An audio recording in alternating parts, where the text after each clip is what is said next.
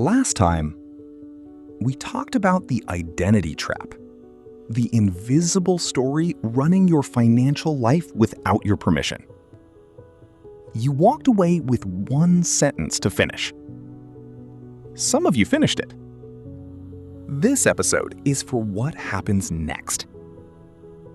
You started. Things began to move. The plan was working. The momentum was real. For the first time in a long time, it felt like something was actually changing.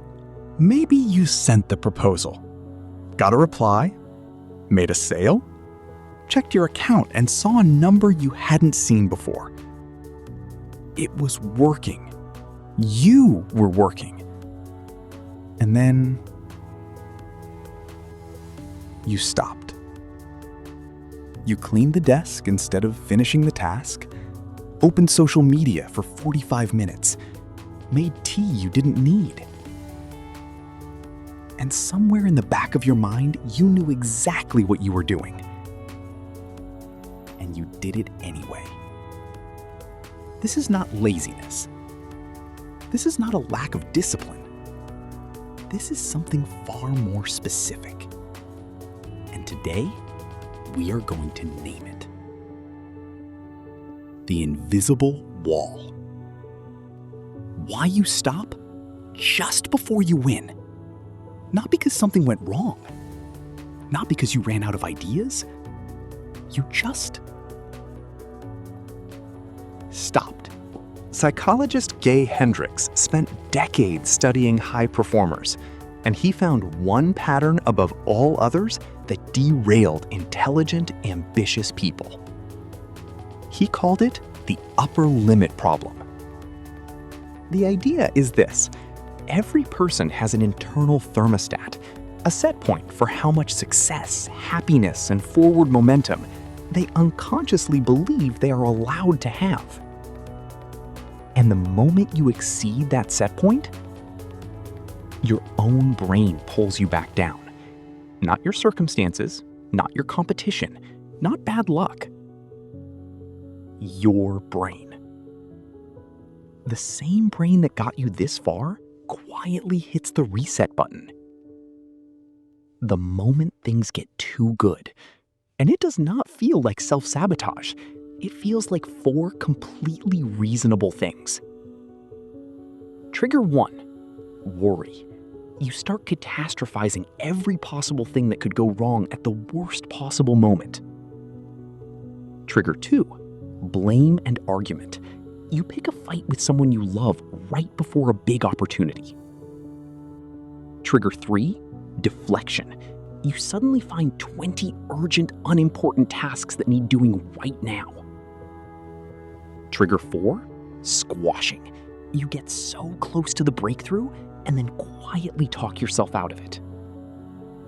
Sound familiar? That is not weakness.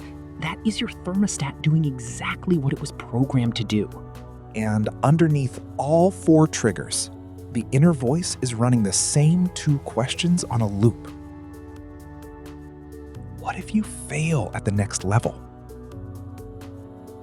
What if you succeed and lose everything that felt safe? Both questions have the same answer underneath them. You don't believe you deserve what is on the other side of the wall. Think of a rocket. It launches, it builds speed, it breaks through the lower atmosphere. And then it hits a layer of resistance it did not expect.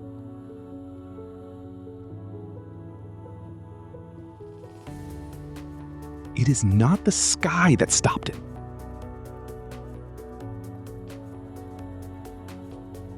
It is the rocket's own internal programming, telling it that this altitude is the limit.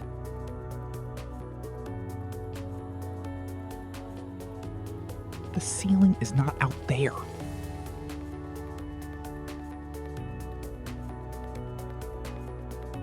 It is in here. So, here is what you do not do. You do not push harder. You do not grind through it. You do not white-knuckle your way past your own psychology. What you do is recognize it. You look at the wall. You see your own face in it.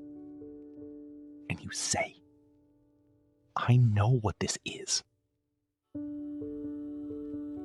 That recognition is the dissolve. Every level of growth has a new wall. The person making their first 1,000 has a wall. The person making their first 100,000 has a wall. The difference between people who build real wealth and people who stay stuck at 40% of their potential is not talent. It is the ability to recognize the wall for what it is and take one step forward anyway. So here is your move for this episode.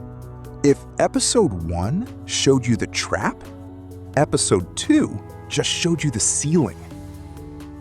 Episode 3 is going to show you something that might be even harder to hear.